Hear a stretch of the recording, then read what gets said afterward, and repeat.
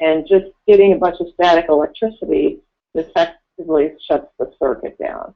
And if electricity isn't flowing smoothly and closing and the circuits aren't closed all the time, once the circuit is interrupted, then that's when the yeast move in. So those would be three things that are on the top of my head about habits that aren't serving the purposes of the cells. So just to recant, just let me make sure I got this for myself.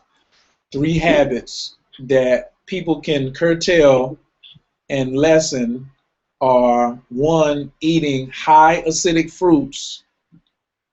And of course, I know some people they got their mouth stuck out right now. 2 is the mouthwash and using toothpaste that have baking soda or hydrogen peroxide based toothpaste. Yes.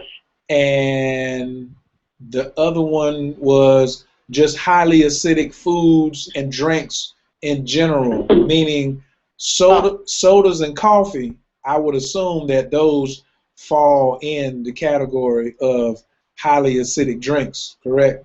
Yeah. Both are highly acidic, yes. Okay. Wow. All right. Well, Dr. Nartey, now I got another question for you. Is yeast infection a disease? Because earlier, you talked about having sexual intercourse and with people, and then it could come from one person to another. And I remember in a show we had maybe a year back about the whole premise of disease being transmutable, but now here we are again with something. A yeast infection is popular in this culture to be surrounding the genitalia area. Would a yeast infection in a male and female be classified as a disease or a sexually transmitted disease? If I had not seen it on a man, I would have doubted it. But I saw it with my own eyes because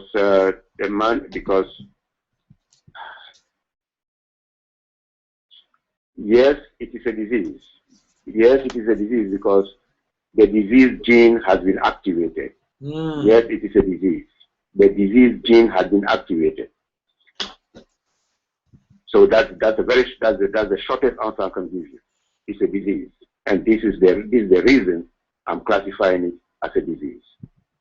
And if this person had not come to my office and I had not seen it with my own eyes, I would not have concluded that this was sexually transmitted. No book discusses it as a sexually transmitted disease. And now, longevity has made it possible for us to add to what is not in the books.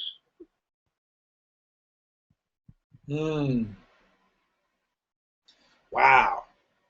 So is it,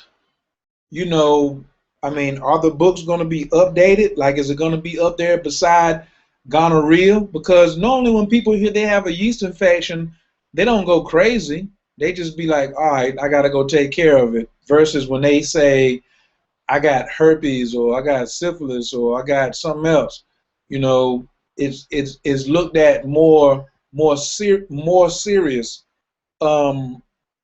Is the treatment of yeast infection make it like on the low end of diseases, or is it like an easier to cure disease than anything else? It is not easier to cure. If in symptometry you have to be very creative. You have to be very, very creative in symptometry. If not, you miss many targets, many hot points. You miss many of them. A man who has a very raspy voice, a man who has very raspy voice, or a woman who has a chronic hoarseness and has mucus in the throat all the time. Mucus in the throat all the time. But what is happening? What is happening? Is a particulate that cures the condition. Is a particulate that cures the condition that tells you what really happened. Even the throat was infected. I mean, women give blowjob. Do you know the man who you are giving blowjob to? You know, and then men also they do what they have to do. Huh? I mean, what is this? Fine, you may call it love, but if love is going to cause a chronic sore throat to the point where you have to be hawking mucus, I mean, all day or all night, this is not the kind of life I would recommend for anybody. Okay.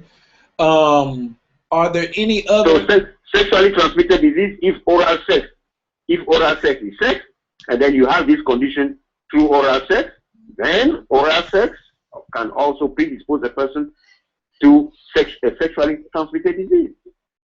So candida should be classified as a sexually transmitted disease. Yes, it should be. We are updating our books, but look at the textbooks on microbiology that were published in 1984, 1985. You know, look at the edition. So they have not been updated. We are always updating ours.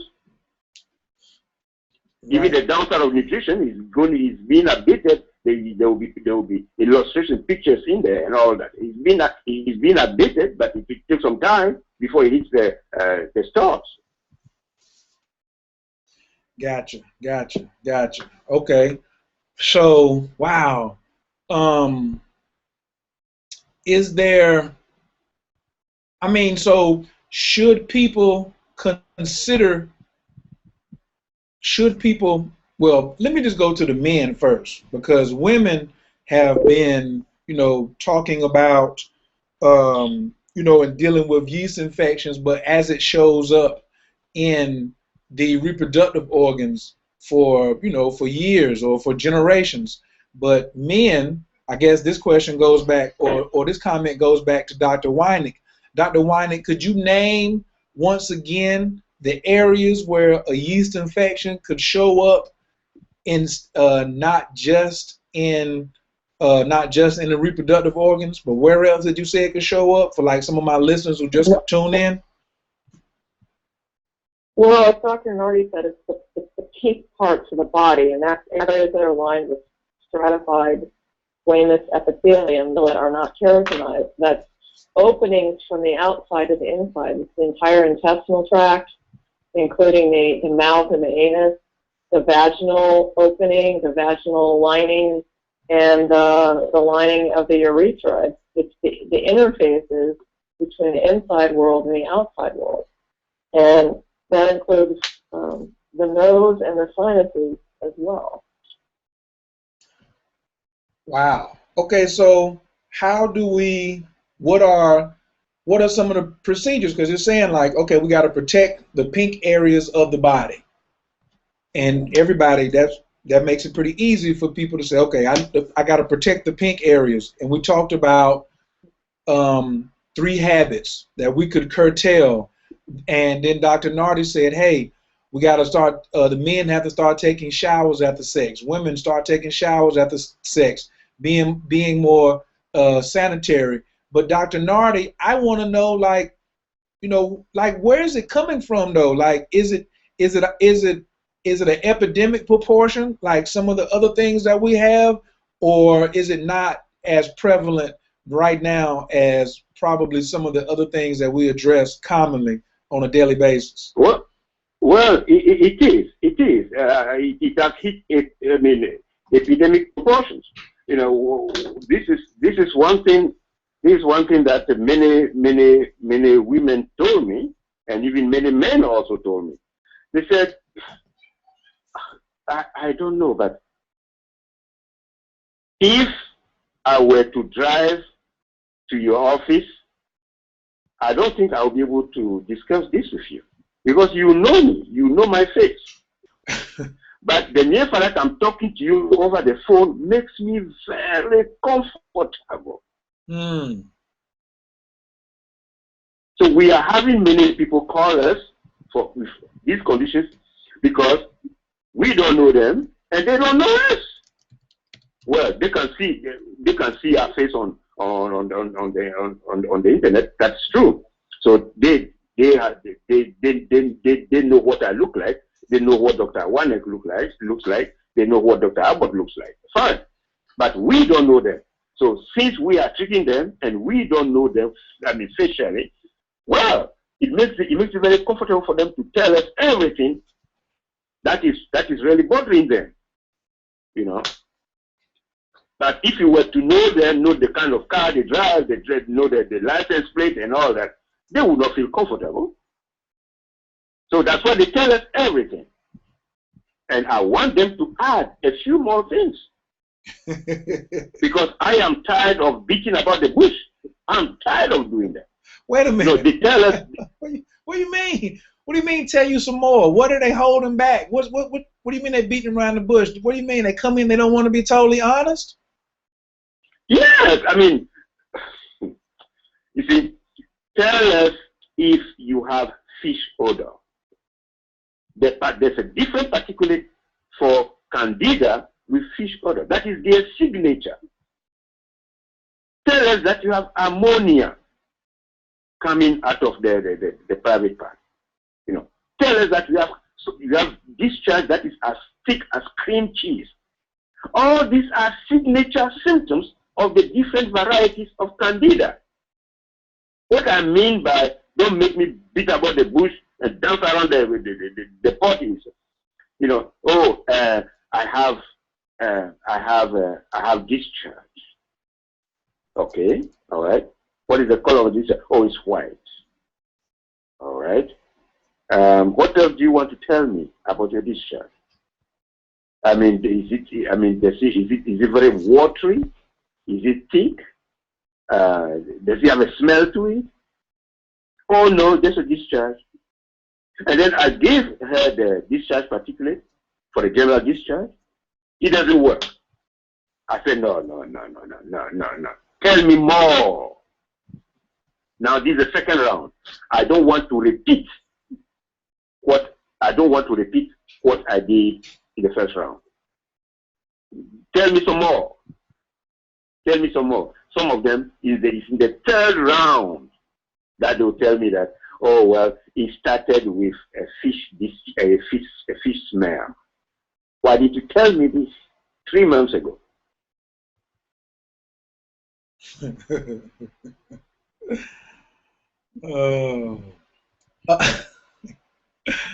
So, well, look, I tell you what.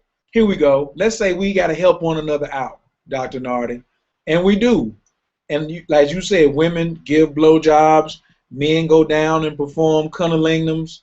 And what things can a man look for as symptoms that he may, or signs that he may notice that his woman has a yeast infection or candida, and vice versa?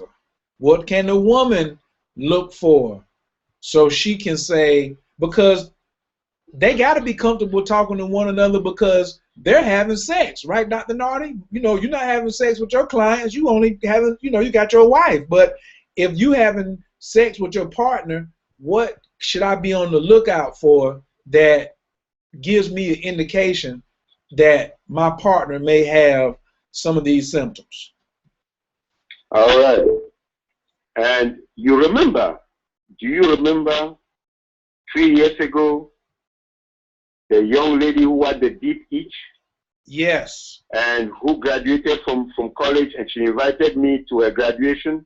Yeah, she used to want to be like a prostitute because she couldn't satisfy. Exactly. Right. And today, this woman is wearing a badge of honor.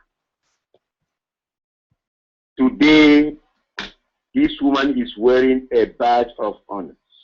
When I was in Minnesota, I was watching a documentary from Al Jazeera network, and this woman was the woman saving prostitutes in North Dakota. You know, they have oil pipelines now, and the place is booming, and pimps are doing brisk business with prostitutes, and this woman is there saving their lives. Wow. Look at a woman whose life Symptometry saved with the deep itch. When many women are driven into prostitution because of the deep itch. When you are having intercourse, well, the woman would like you to keep going deep down, deep, so that should be hitting the cervix. It should be there. Put it right there. There, you know, there is something happening there. That is where the deep itch is located. Mm. That is where the deep itch. Well, sometimes too, it is pretty close to the surface. It is pretty close to the surface. And then the worst type is when it extends to the anal canal. That is the worst type. So, you are asking me what are the telltale signs that will tell a man or a woman that this is the situation. The itch is number one. Then, fish odor smell. This is why it is always good to respect the woman by giving her time to go and freshen up before you do anything. Respect the woman. But some men are so brutal. They always behave like beasts. Mm. And then they just want to have intercourse without giving the woman the opportunity to freshen up. This is wrong. This is barbaric.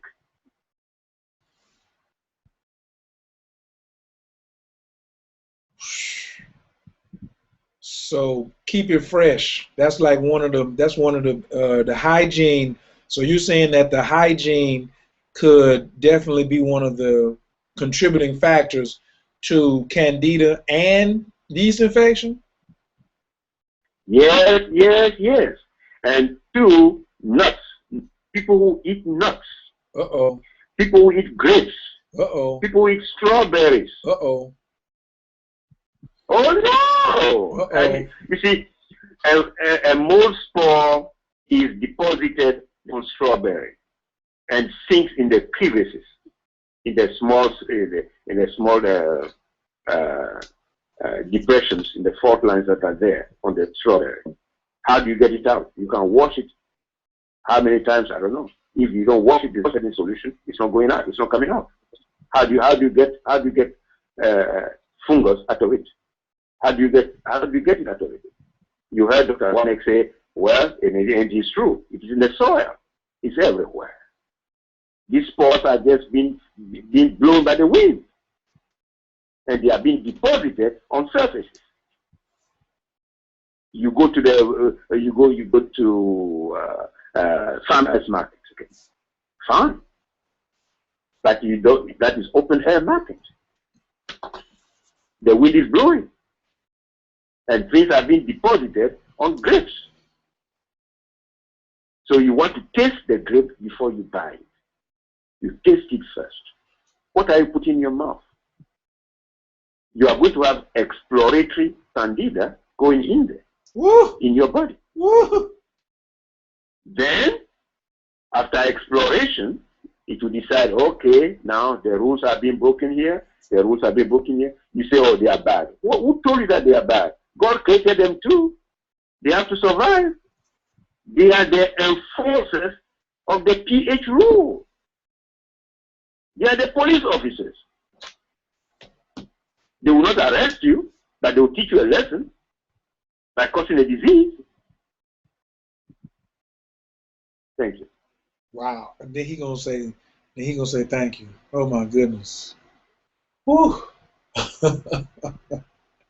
Dr. Weinig, do you have anything to add before I start opening up the lines? I want people to start. I don't know if anybody, because like you said, people like beating around the bush, so they may want to be a little. They may be a little less cool about calling in tonight, but the lines are open 347-205-9089. We're talking about curing yeast infections and avoiding it, and the signs of it, and that men and women can get it. Your children can get it. Man, and be honest, and stop eating grapes, and stop eating nuts, and stop eating strawberries. Oh, well, Dr. Weinig, you know what I'm going to say. Well, Dr. Weinig, they say the strawberries are high in antioxidants, and the blackberries are high in antioxidants, you know, and I need my antioxidants, and my grandmother grows grapes in her backyard, and they taste so good. Why do you need antioxidants? I think we have to go to the basic question. Why does a person think they need antioxidants? It sounds good. Well, fundamentally, it's happening because they're breaking the pH rule. So don't break the pH rule, and you don't need antioxidants. The best antioxidant is not to create it in the first place. And people just don't understand that. They don't even know what oxidative stress is. It's a soundbite. It's a buzzword. So go deeper. Learn more about this. It's better not to start the fire than to try to put it out. And effectively, oxidation is rust. It's exposing minerals in an abnormal way in the body to oxygen.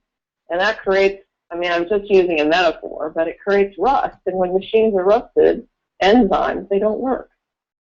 So don't create the oxidative stress in the first place. Follow the pH rule, and you will not be creating rust. You won't need antioxidants. Don't start the fire in the first place.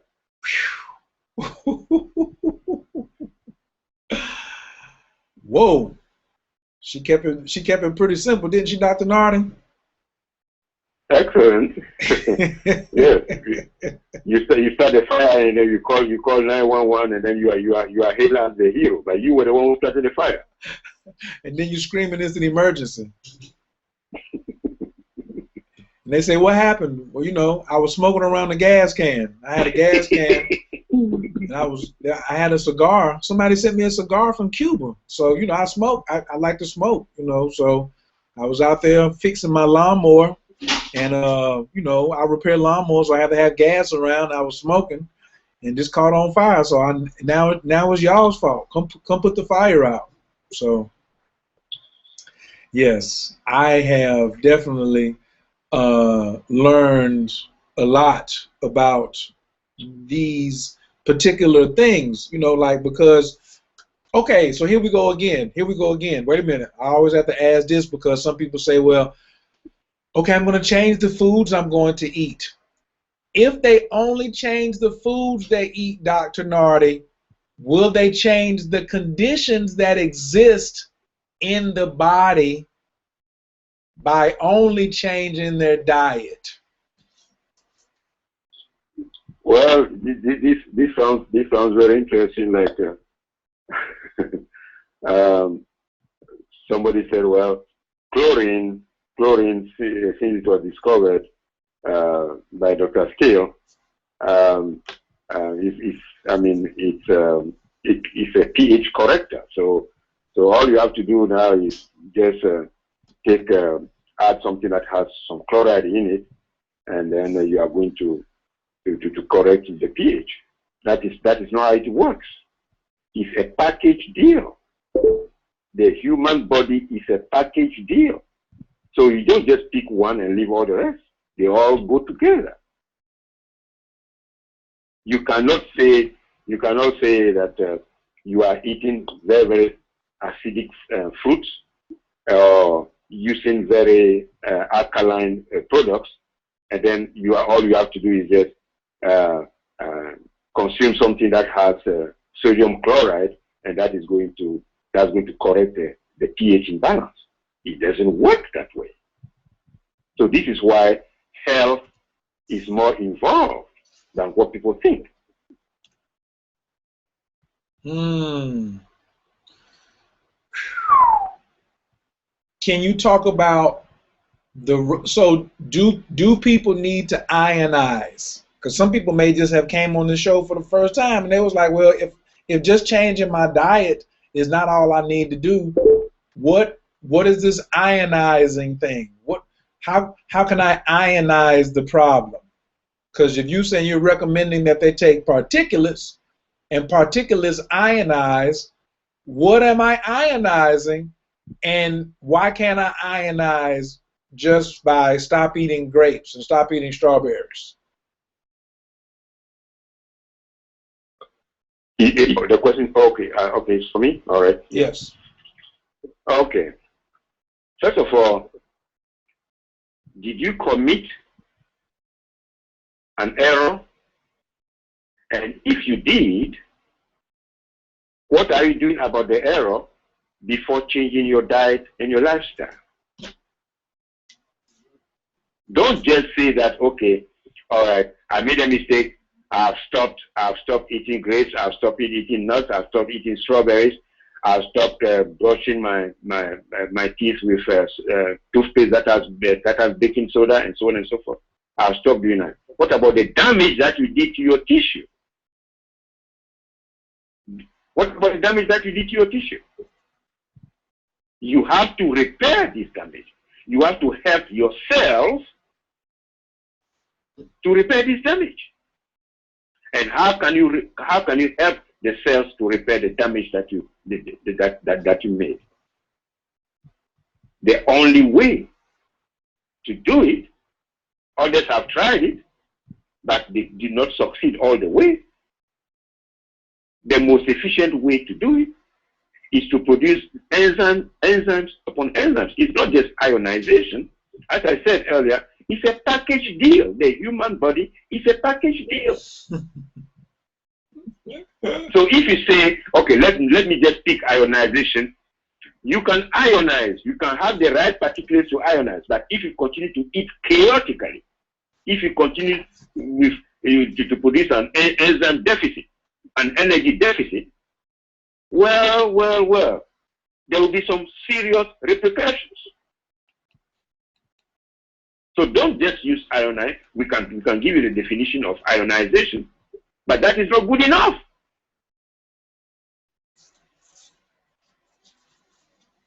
Do you know how to produce enzymes? Do you know how to produce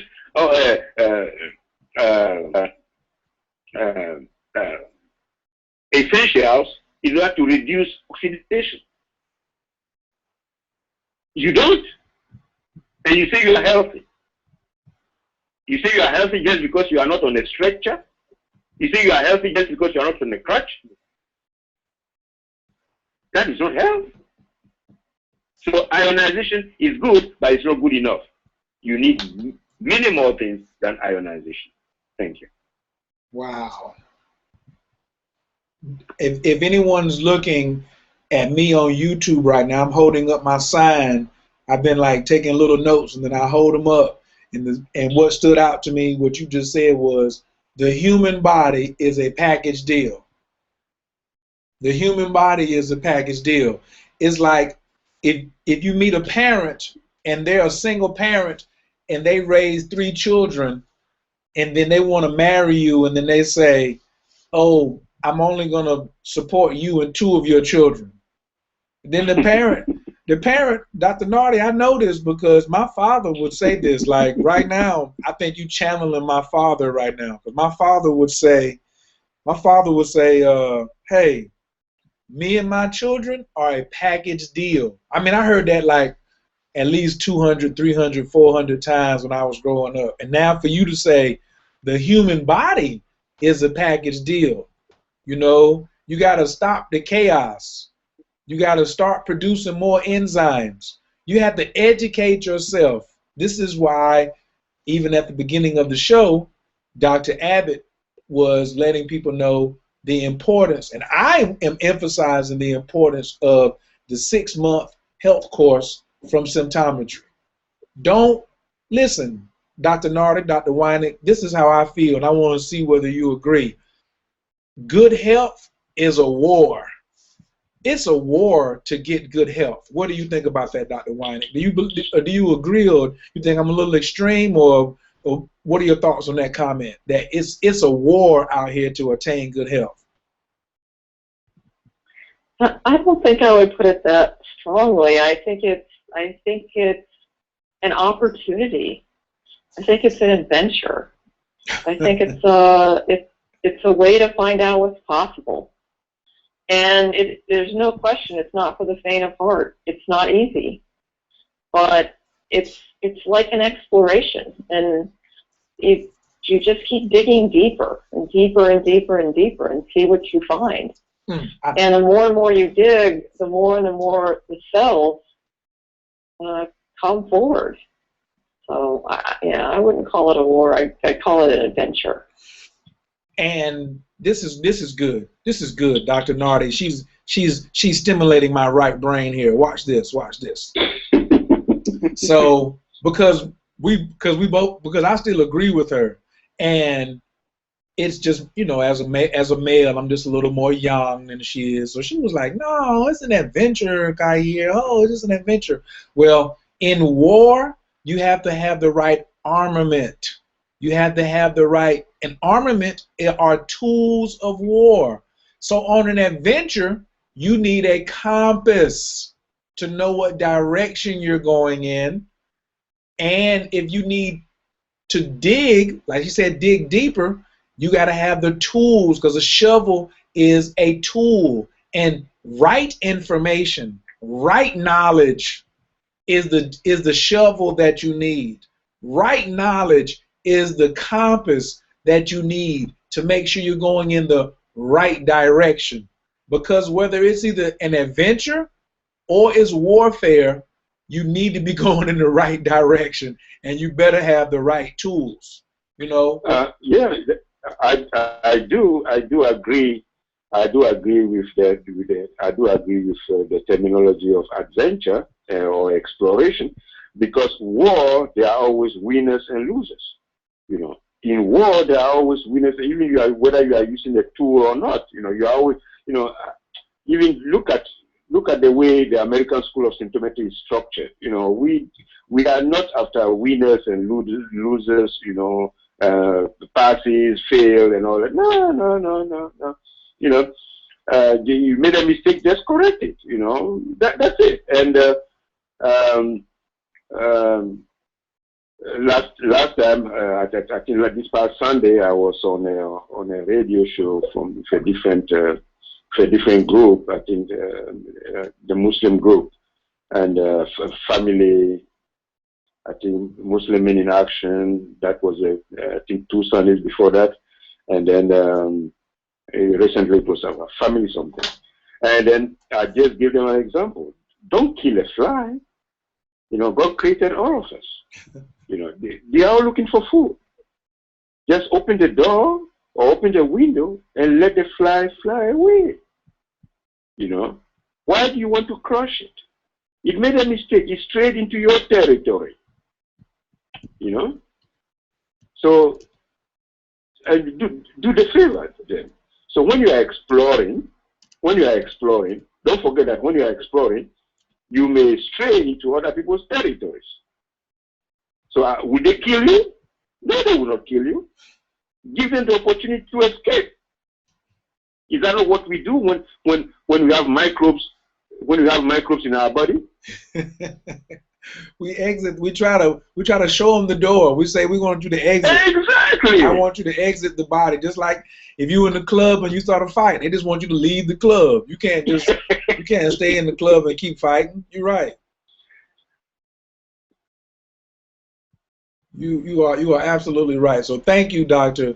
Weinig, and thank you, Dr. Nartey, for giving me the correct word. And that's what I wrote down. Attaining health is an adventure. Now, some people do lose, because they lose their life over their health.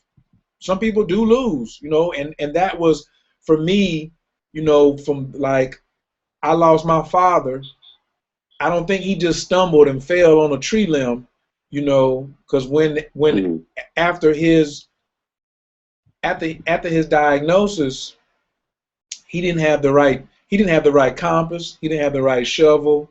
I didn't have it either, to be honest. And now it's just, to me, I'm just a little more serious. Because it affected someone very close to me in my family. So with me, I'm at war against losing my family members. So I may not be at war with the microbes, but at times, I don't like the adventure of ignorance. People just ignoring things, or when people try to inundate you with ignorance and they just say stuff that's just crazy. Today somebody asked me, what's your blood type? And I was like, why? He was like, well, are you eating this bread and da-da-da-da-da? I said, all those breads that you named in the book have MSG, all of them, because they sit on the shelf. I said, so his science is inconclusive.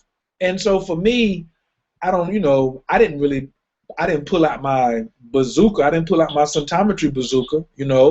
I pulled out some symptometry rations. And I said, you should eat, natural breads or fresh breads that don't have MSG. I shared some of my loaf, in that particular scenario. But I just want to say, y'all stop eating all them breads with all those preservatives in it. It's not good for you. Like, can those preservatives contribute to the yeast infection as well, Dr. Nartey? Yes, especially sometimes preservatives, but especially cheese. Cheese has a bleach. Potassium iodate. That is an excellent growth factor for candida. Ice cream has paprika oleonin. That is in ice cream. It's an excellent preservative. It's a preservative that serves well as a growth factor for candida. It is reddish in color. It's a reddish additive. So if you get ice cream and then there is no red color in it, that's fine. But I'm not encouraging you to eat ice cream, because if you deconstruct the white also, everything that is white in ice cream, there is something in there also. Milk, milk, don't forget that milk was bleached. Milk was not snow white like that. It was bleached with benzoyl peroxide. And that is also a growth factor. Chewing gum, it has butadiene. That is a growth factor. So we have the list of I've compared all these lists of growth factors of candida, and this is what we use in symptometry to guide a person, to steer a person away from the growth factor so that the person heals, so that the person is cured. This is how we have cured yeast infection over and over and over. If we are not studied, if you have not studied deconstructive science to know what is in the foods that constitute the growth factors of candida, well, we will have just joined all the others who have been using the mantra, yeast infection is incurable. Yeast infection is incurable. Well, but you need some science. You have to dig deeper in order to do some deconstructive research. So these are some of the food additives and the preservatives that serve as growth factors for candida. Thank you. Can you just real quick, because I know you got to get ready to get out of here tonight. We talked about the two, but it seems like they have some very candida and yeast infections have very similar traits and characteristics, growth factors, and symptoms. Yes, that is true. Are they two separate entities, or is one the derivative of the other? Like, is yeast infection a form of candida, or is candida a form of yeast infection, or are they just two separate cases altogether? And if they are, what's the difference? No. In microbiology, Candida albicans is an umbrella name for different varieties of fungi. Fungus is singular, fungi is plural. Different varieties of fungi that behave in the same manner. They dig in order to extract the growth factor. They dig in order to extract the growth factor. That is how they are in the pink areas, in the pinkish areas. That's why they name them Candida. Who named them, we don't know, but that's how they name them Candida albicans. No, okay. Now, why albicans? Album, white, Latin word white. So, albicans, because they cause so much damage that the epithelium is reduced to a discharge, and that the color of that discharge is generally white. It could be light white, it could be thick white, or it could be foamy white, but it is white. Hence the name Candida albicans from album, from white. Now, when a person has thrush, you see some of these AIDS patients who have thrush, or ulcers on the tongue, everywhere in the mouth. The buccal cavity, the mouth is, lined with all kinds of ulcers. That is called thrush. That is another word. That's another word of a variety of Candida albicans. Can you spell thrush? Can you spell thrush, please? T for Tom, H for Harry, R for Robert, U for Union, S for Sam, H for Harry. Thrush. Dr. Nartey, the word, just even when you spell it, it just seems like it's so nice. It seems like a real passive word. It doesn't seem aggressive or violent or bad. It seems like a nice word. Well, those who went before me, they coined the term, and I respected that this right in invention and in discovery. So I also have to give it to them. So I know it's very benign. It's very harmless.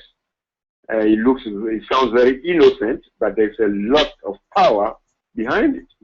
There's a lot of damage behind it. You cannot even swallow. You cannot even eat something that has pepper in it.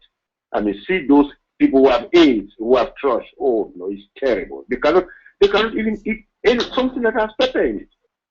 So how do you cook without pepper? It's tasteless, but that's what you have to cook for them until they recover. It's not easy. So we have the Candida, we have the ammonia Candida, we have the deep itch Candida, we have the cream cheese Candida, we have the fish odor Candida. So they are named according to their signature, their characteristics, what they do and how they announce their presence. This is how they announce their presence. So this is why I said, don't let us beat about the bush. Tell us what exactly is happening. What kind of Candida do you have? Okay. Before this radio show, people did not have an idea about the various categories, the various groups of Candida. But now you have an idea. So help your symptometrist, Dr. Abbott, Dr. Wanek, and me, help us to identify the troublemaker. Yes. Help them identify the troublemaker, because we can't identify. Like, it's just like if it's an assault charge, and you say somebody assaulted me, and they say, well, what they look like, and you say, I don't know. I don't know. He was just over here. Did you see him? Sure. Can you describe him to me? Well, I don't really want to tell you everything about how he looked. Well, how are we gonna apprehend him? How are we gonna get your goods back? How are we gonna have justice served? So please, just the embarrassment, that whole embarrassment dynamic is something that we as a people have to like really work on and move past. So that's something that that's one thing that I really like about Dr. Weinig, Dr. Abbott, and Dr. Nartey. I don't hear none of my stuff back anywhere. They keep everything in the strictest of confidence, and they never laugh at me or they never make fun of me. You know, it's very scientific, and I make them even a stronger scientist by coming to give them something that they can practice on. They want to practice healing people. They want to practice getting to the root cause of things and different dynamics. So they can either go back and ask Dr. Nartey a question or dig into the, as Rakim said, dig into the books of the rhymes that I made. You know, because this is poetry. This is our compositions. So please, please, please, please get in contact, because no one has raised, well, okay, somebody finally raised their hand, but I was like, most of the time we have people raising their hands like, hey, I got something to say, I got something to say. This is probably like one of the most, I don't know, maybe it's something that's just so embarrassing that people just have not had their, you know, they just don't want to talk about it. So I see y'all on the line. We got callers on the line. They just haven't raised their hand, but we do have one brave soul who just probably has a comment or something like that. So I'm going to just open her microphone. I'm going to pretend that I don't know what her voice sounds like either. Caller from the 703. Thank you so much for calling in tonight. I don't even know where you're at. You could be anywhere in the world, but thank you for calling in tonight and joining us at Coach K Radio and Symptometry Night. How you doing this evening? I'm doing well this evening. This was a very interesting topic. Dr. Nartey, I have a couple of questions for you. The first question I have is, you talked about that there are several forms of candida, and it's identified by either the smell or the look of the discharge. But I wanted to ask you that how would a person actually know? I mean, if you're just having maybe a random discharge, maybe once a month you notice a little something, would you say that that person has a yeast infection, and it's just maybe just they probably found a little bit of white discharge in their panties? Would you say that a person has a yeast infection, or they have some type of infection? No. If it is just a discharge, that is sign for tissue renewal. That is a sign for tissue renewal. So a woman is not supposed to have this. A woman is not supposed to have discharge, except during ovulation, just a little bit, and then there's some mucus. But that's not typical discharge. I treat many women, and I tell them that a discharge is a sign that it's time for you to do some tissue renewal. And when they do their tissue renewal, the discharge stops. This confirms the fact that it is time for tissue renewal. And would you say that when you say when it's time to do tissue renewal, how would a person go about doing tissue renewal, and will the lime juice just be something that can support that effort in terms of tissue renewal? Okay, people have gone out of their way to do things without symptometry. Some of them have succeeded up to a point. But if the discharge continues for 3 months, 4 months, 5 months, you cannot do it by yourself anymore. You need expert assistance. Okay, so would that consist of having a consultation and potentially getting some forms of molecules or particulates to help them with this process? That is correct. That is correct. And you have the 3 symptometrists on the panel today. Just give a call. You also said something that was very intriguing to me tonight, and because I have not heard you say that in the American School of Symptometry, I would like for you to elaborate a little bit more. We talked about the electromagnetic field, and you said that the world of microbes use quantum physics to, I guess that's what they use in order to determine if an individual has... No, not quantum physics. I said they are in the quantum world, and they perceive the electromagnetic field better. Okay. And so they can see the cracks. They can see the cracks very easily, and they can identify. They can isolate those who have a weak immune system from those who have a strong immune system, and they know where to hit, where to target. Does that also include insects? Because I know at some point you said, like, for a mosquito, use magnetite. That is correct. You magnetite, that's the word. Yes, insects also use that. That is the only way for them to survive, to get the blood to fertilize their eggs. That is the only way. So they have this ability. We don't have this ability. Wow. And is there any kind of technology that a person can use, or what can we use? I probably know the answer to this question in symptoms, but what can a person use to determine that they have cracks in their electromagnetic field, or that their electromagnetic field is weak? In the quantum world, you don't see it. It exists. You just don't see it. It exists. If you feel all your cracks, you seal everything, they will leave you alone. That's only how you draw your conclusion.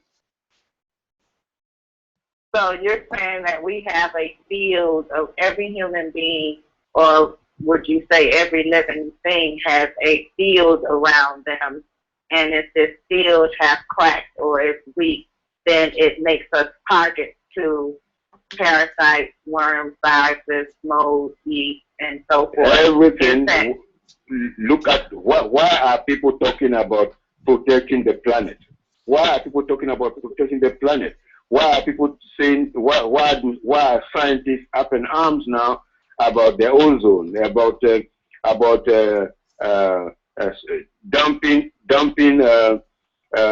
items that are not biodegradable, and so on and so forth? We are affecting the electromagnetic field of the earth. And this also extends to the human body. We have minerals. We are microcosm. So we are the small part of the universe, the small version of the universe. There are minerals in this planet. And we also have minerals in us. So if it is getting weaker and weaker and weaker, who will suffer? Who will suffer? Who will pay the price? And the electromagnetic field of the planet is getting weaker and weaker. There will be flaws.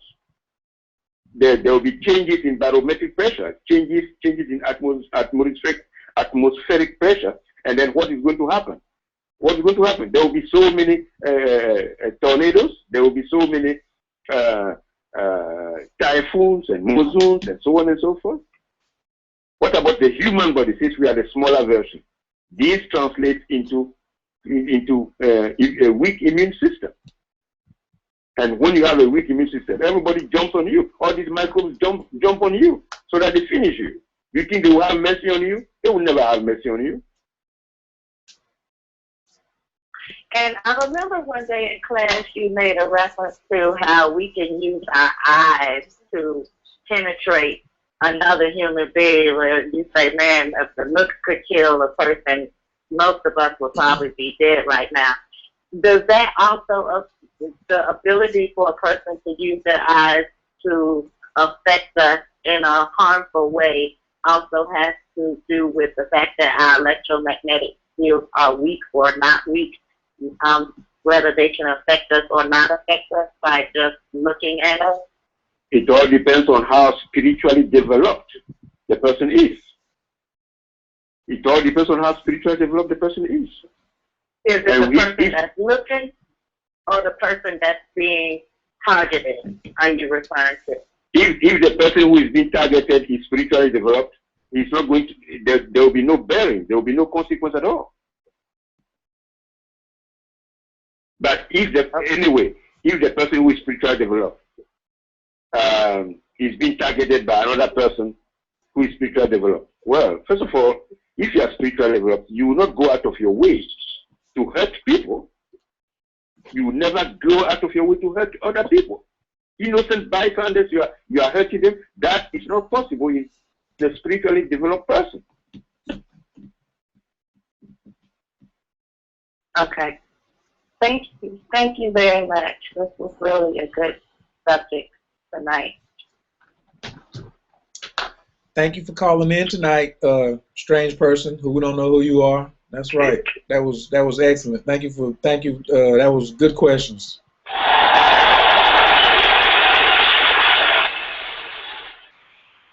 It's awesome, baby! All right, we're going to wrap it up tonight. We got to let Doc get in. He's he got some things, some projects he's still working on. Coach Kayer's got projects I'm working on. I also want to let people know that this month, every month, I have a moon magic program. I show people how to use the cycles of the moon to manifest 2 goals. And if you're listening to the show and you're interested, tonight is the last night you can sign up.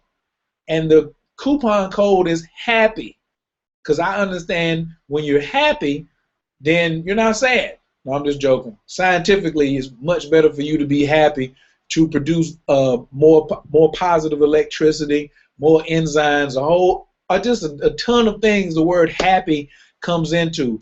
If you use the coupon code, you can have $25 off joining the program today. But you got to be signed up before the sunrise comes up in the morning. Just that easy.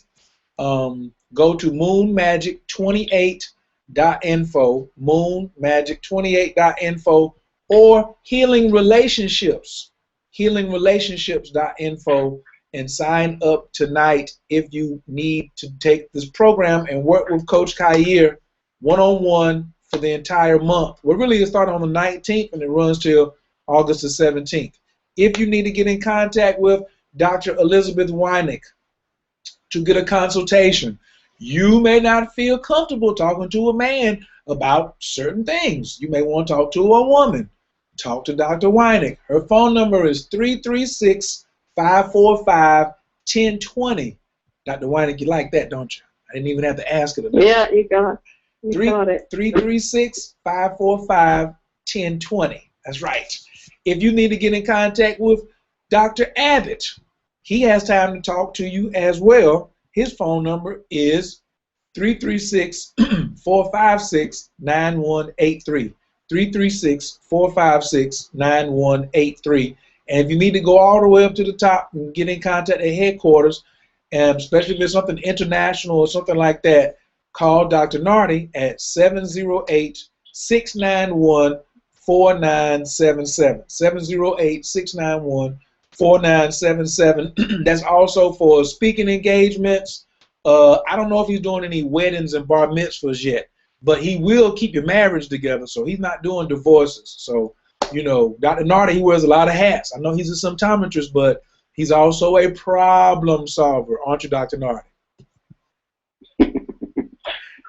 That's what I do, yes. He said, man, don't tell all my business. Just keep it into the symptometry. So if it's symptometry related, but sometimes symptometry is related to like common sense. Sometimes he'll tell you something that's common sense that you don't need particulates for. Because I remember a conversation he had with me dealing in relationships, and I didn't need no molecules or particulates. He hit me with a nice strong dose of common sense, and I haven't had a problem since.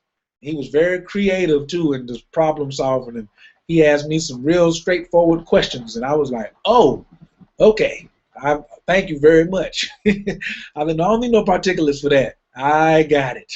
So I definitely want to appreciate everybody and say thank you for those who joined us on the line, for those who, for Dr. Abbott, Dr. Nartey, and Dr. Weinig. Dr. Weinig, do you have any closing comments before we go tonight? Well, I think the most important thing is I would just encourage people when they read some advice about something, rather than just to take it at face value, look up the definition of the words that they're reading and see what it is that they're thinking about doing something about. Antioxidants is a great example. Instead of just saying, well, I need antioxidants, find out what an antioxidant is and find out what it does and find out more and start by just looking up definitions. I kind of have gotten to the point where I say to people, well, what's an antioxidant? Very few people can define it. What does it do? Or they'll say, I eat these because of all the nutrients. And I'll say, well, what are the nutrients in those foods? And they don't know. So even nutrients, find out what a nutrient is. Just don't take something at face value. And know that there's science involved in all of this. The body is a scientific instrument, and it has to be played and tuned perfectly for it to work optimally. And that's what symptometry is all about. It's about giving you, viewing audience, the tools to understand more in detail how your body works so that you can play it optimally. And the results are really phenomenal. Kind of an overused word, but it truly is phenomenal. Because the cells are imbued with unfathomable abilities if they're given what they need. So thank you. It's awesome, baby! You knew I was coming with that right there. Right after you said, when you said phenomenal, I had to say, it's awesome, baby! Yes, indeed. We're gonna have to get Dick Vitale on the game. He gonna have to come on the board sooner than later. All right, and Dr. Abbott, do you have any closing statements for us this evening? You know, what do you think about the show? All right, Chris, I think it was a fantastic evening because the integration of the body and how all things work and fit together really has been mentioned here tonight, and it's given, you know, the listening audience something to work with. And I really would like to see, you know, hands raised and our information put to use, and even come and look at to see what we're offering over in the 6-month program as far as the American Schools Symptometry is concerned. So tonight was outstanding. I really appreciated it, and I enjoyed the information that was shared. And the great thing about it is that they can hear this information on Tuesday nights, Coach Kaia, and learn and find out about things that hasn't been discussed anywhere else on the planet in regards to health, cellular health, and eating scientifically. I mean, just think about it. Who has ever heard anyone mention you need to know, you must know how to develop and produce an enzyme template? I mean, first of its kind. So, really grateful and thankful for the time we've had tonight. Thanks. No problemo. I appreciate it. And see, like, I'm already getting messages over here in my inbox already. You know, people, they didn't want to call in tonight. This is a touchy subject. So I'm glad I was here. I'm not a symptometrist yet, but I will send you in the right direction. But I learned a lot tonight myself. What am I going to say? Put your nose in it. Put your nose in it. You got to smell it, and you got to look. You got to know what to look for. Educate yourself. Yes. And I'm gonna close with Dr. Weinig's statement, which to me was, This is a dream come true. the body is a scientific instrument. Learn to play it. Learn to play it. Conduct your own symphony. The body is a scientific instrument. Woo-hoo-hoo. It might be a title to a book series, Dr. Weinig. You may want to stop. You may want to become an author. And that sounds like a nice title right there. I don't know whether you're working on that, but sounds good. Yeah, I agree. It's got a nice ring to it. Yeah, you could. But look, don't forget. I'm not gonna say I gave you the idea, but you're gonna need a bodyguard. So you need, when you're traveling around the world, just remember I got my passport. Okay. All right. I appreciate everybody for tuning in and zooming in tonight. I'm gonna leave y'all with one of the top songs that's out here right now. A lot of people have been depressed and they get down about diseases and people in their lives not doing what they want. Get your relationship right. Get your health right. Learn to play your body. It's a scientific instrument. Call and get a consultation. Talk to Coach Khayr. Call Dr. Weinig. Call Dr. Abbott. But whatever you do, get happy. I see y'all in 2 weeks. Oh, but tomorrow night. Oh, wait a minute. I'm happy. Hold on. Tomorrow night, 11 o'clock p.m. manleadsradio.info. manleadsradio.info. Whole new series I'm doing about leadership. If you heard 2 Tuesdays ago, the show we did with relationships and roles and just all that good stuff, tune in tomorrow night, 11 o'clock Eastern Standard Time, manleadsradio.info. Bring a friend. Peace. Don't hold it back. Well, I should try to warn you, I'll be just fine. You too. Thank you for holding it down with Coach Khayr, baby. Happy. I ain't wearing the hat. This is not me. But we'll jam with you. Tomorrow night, manleadsradio.info.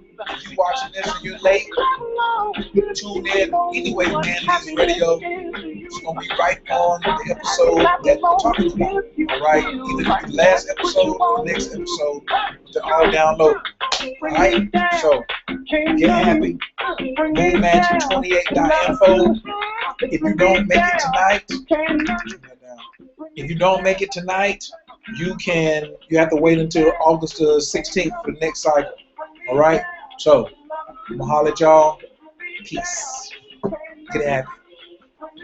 No volume. Clap along if you feel like a room without a roof. You're listening to One Love, Clap baby. along if you feel like happiness is the truth. You know what it is. Clap along if Peace. you know what happiness is to you.